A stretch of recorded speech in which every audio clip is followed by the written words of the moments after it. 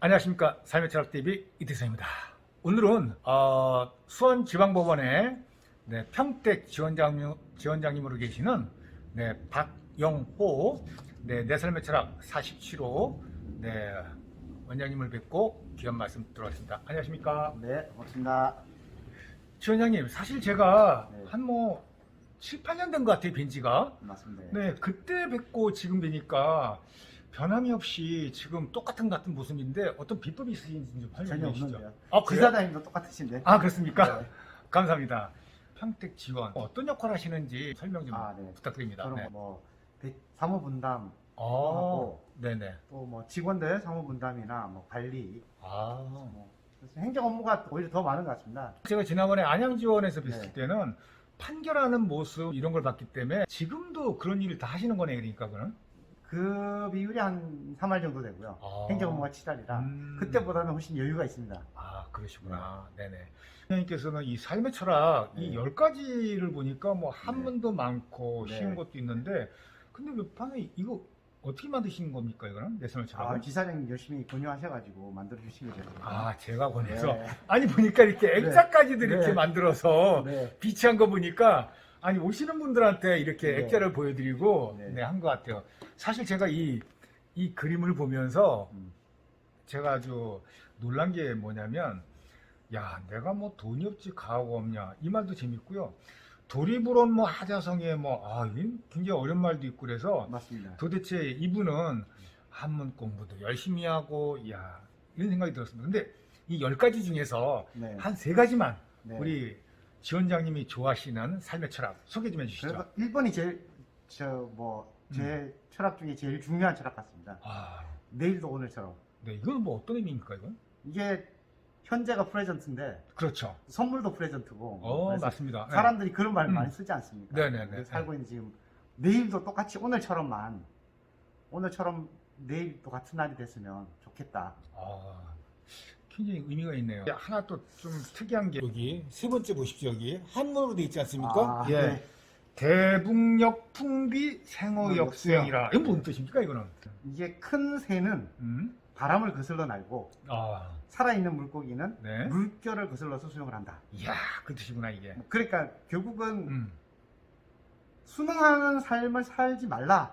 네, 또는 이게 큰 일을 하거나 큰 사람이 되려면 네. 고난을 즐겨라. 아, 고난을 그럼- 즐겨라. 네, 현재 조금 어려운 게 있고 힘들더라도 네. 그게 뭔가 내가 성장하기 위한 필수 요건 또는 그 성장하기 위해서는 반드시 거쳐야 되는 그것도 즐겁지 않겠냐. 아, 네. 내일도 오늘처럼이란 말은 제가 긍정적으로 해석을 했는데 네, 지금 이제 3번 보니까 이런 얘기네요. 어떤 사람은 돌멩이를 장애물로 생각하는데 어떤 사람은 네. 디딤돌로 생각한다. 그렇죠. 이런 의미인 거죠, 그러니까. 네, 맞습니다. 아, 좋습니다.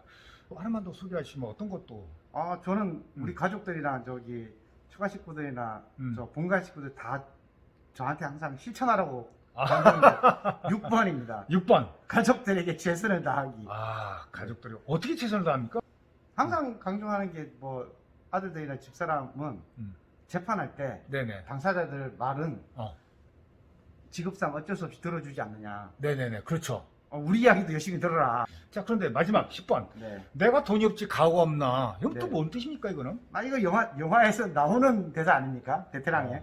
그래서 저 그거 보니까 상당히 많이 와닿아서 저도 일단 돈은 없는 거는 맞는데 그거보다는 둘 중에 하나를 택해야 될 것 같습니다. 돈이냐 가오냐. 그렇죠. 돈이냐, 아, 가오냐. 네. 저는 그 중에는 돈보다는 가오를 가오를- 택했는데 음. 가족들은 또 싫어할 수도 있을 것 같습니다. 일을 하면서 네. 가장 뿌듯한 게 있었다면 어떤 게 있을까요?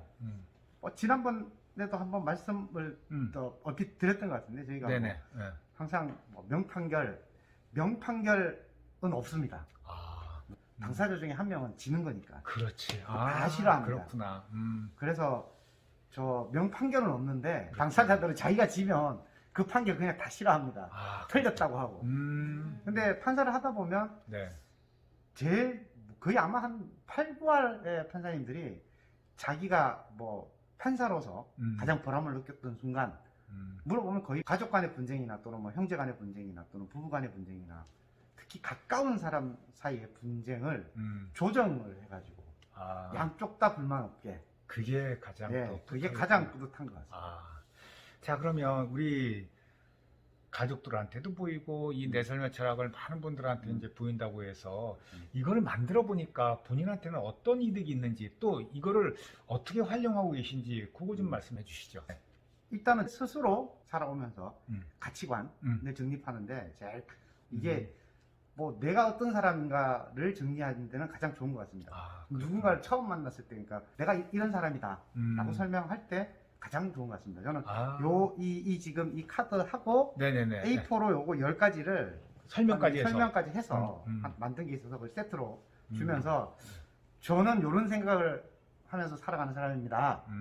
라고 하면 배석판사님들도 우리 부장님이 이런 가치관을 가지고 사시는구나. 그렇구나. 아. 저를 그러니까 제 스스로도 제가 이런 방향으로 음. 가고 싶다라는 바람이겠죠. 네. 일단 이게 제가 그렇게 이미 살고 있다는 것도 있겠지만 그렇지. 그렇게 살고 싶다는 것도 방향도 많으니까. 얘기하는 거고. 예. 그다음에 또 남들한테도 내가 바라는 방향 이런 것이다. 특히나 가족들은 제가 이런 걸 하는데 나 이런 사람이다라는 거를 자녀들이 네네. 먼저 알아야지 주변 사람들한테도 나는 이런 사람이니까 당신이 가지고 있는 생각과 다를 수도 있는데 그렇지. 예. 뭐 다르더라도 조금 이해를 해달라 어. 말하는 데는 편한 것 같습니다. 후배들한테 이제 내 삶의 철학 안 맞는 네. 후배들한테는 뭐 추천 한번 좀 해주시죠, 그럼. 네. 그러니까 이게 저는 음. 제가 살아가는데 이게 큰 도움이 되는 게 네.